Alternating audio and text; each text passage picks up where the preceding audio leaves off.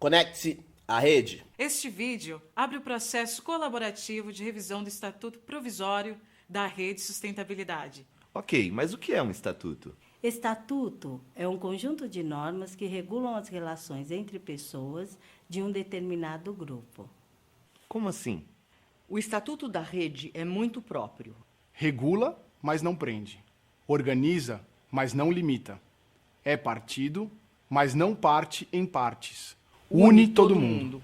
O Estatuto da Rede reflete o anseio da sociedade pela atualização da forma de fazer política no Brasil. Basicamente, o nosso estatuto diz: vamos fazer na rede o que queremos para a política brasileira. A revisão do Estatuto é uma oportunidade de reflexão e de apropriação do conteúdo pelos filiados. Esse processo vai tornar vivo o Estatuto da Rede. Enquanto nas pessoas princípios são valores, no papel eles são o Estatuto.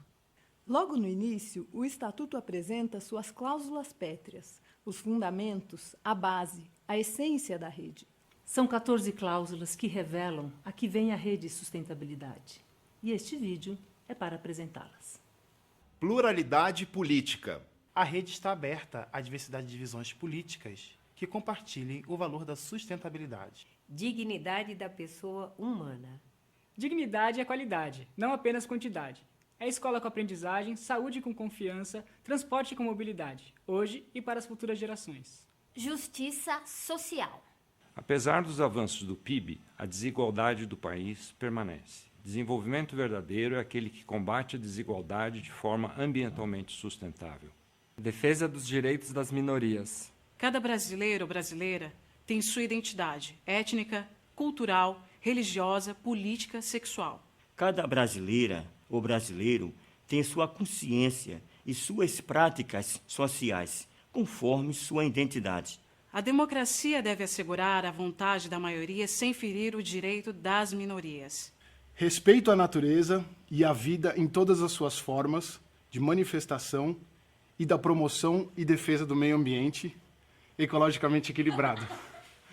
Somos parte da natureza e dependemos dela. Um meio ambiente ecologicamente equilibrado é um direito constitucional no Brasil. Função social da terra e dos conhecimentos tecnológicos e científicos. Proprietários e famílias que trabalham na terra em relações justas, com produtividade e conservação dos recursos naturais por meio do compartilhamento dos avanços tecnológicos e da ciência?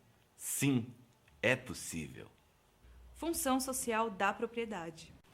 A função social da propriedade submete o acesso e o uso da propriedade urbana ao interesse coletivo, ou seja, ao bem-estar social e ambiental. Solidariedade e cooperação.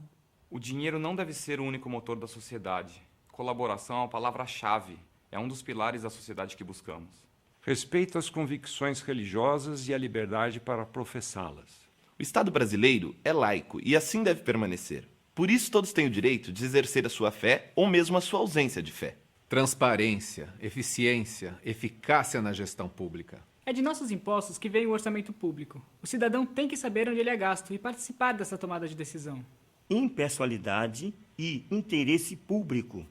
Políticos devem ser porta-vozes do povo e não beneficiar os pessoais de seus próprios mandatos. Legalidade. As leis que existem nos trouxeram até aqui e por isso devem ser respeitadas e aprimoradas, sempre de forma democrática. Quando respeitamos as leis, ganhamos mais legitimidade para, se for preciso, questioná-las e, em casos extremos, apoiar ações de desobediência civil pacífica. Pleno respeito às diversidades, à coisa pública e ao bem comum. Cada um tem que ter o direito de se expressar da sua forma, desde que seja com respeito aos demais e aos bens públicos, numa cultura de paz e respeito. Construção de consenso progressivo nas deliberações da rede. Evitando-se a decisão por voto de maioria simples, em busca da resolução de discordâncias por meio do diálogo. Tá legal, tá ficando mais claro. Mas o que faz o Estatuto da Rede diferente? Será que é diferente mesmo, hein? Agora, vamos dar uma olhada nos pontos importantes no Estatuto da Rede. Esses são os pontos da essência, do DNA da rede, para a gente conhecer um pouco mais. Incentivo à participação feminina. A rede abre espaço e valoriza a participação feminina na política brasileira.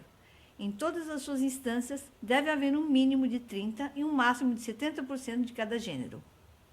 Teto máximo por doador, seja pessoa física ou jurídica. Doações para campanhas eleitorais feitas por grupos econômicos tornam os candidatos eleitos vinculados a seus interesses. Em uma cultura política onde muitos doam pouco, o interesse público será preservado. Candidaturas cívicas independentes. Política não deve ser monopólio de partidos. Por isso, a rede garante até 30% de vagas eleitorais para candidaturas cívicas independentes. Quem quiser disputar as eleições e exercer mandato parlamentar para defender e representar movimentos e causas sociais legítimas é bem-vindo. É bem-vindo. Conselho Político Cidadão. São conselhos formados por cidadãos, cidadãs, que manterão no interior da rede um canal direto de diálogo com os núcleos vivos da sociedade, suas demandas, estratégias e posicionamentos políticos. Plebiscito como instância máxima de decisão. Muitas questões podem ser decididas eficientemente pelas pessoas, sem interferência de instâncias políticas, com campanhas de esclarecimento e espaço semelhante para a exposição dos diferentes pontos de vista. Aliás, faz tempo que não acontece não é?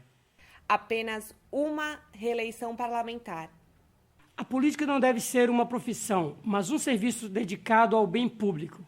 Essa proposta favorece a renovação constante das pessoas na política, para que o poder esteja menos concentrado nos mesmos de sempre. Ouvidoria cidadã.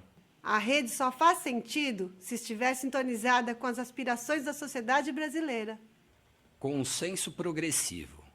Essa proposta é uma das cláusulas pétreas. Lembrando aqui, evita o método de tomar decisões por votação, valoriza o diálogo e a relevância das questões, buscando sempre entendimento. Prazo de validade. Já imaginou um partido político com data para acabar? Pois é, a rede não tem intenção de durar para sempre.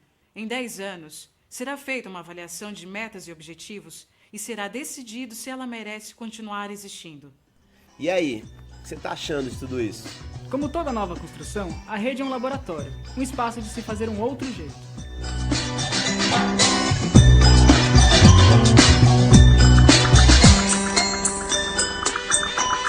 Participe!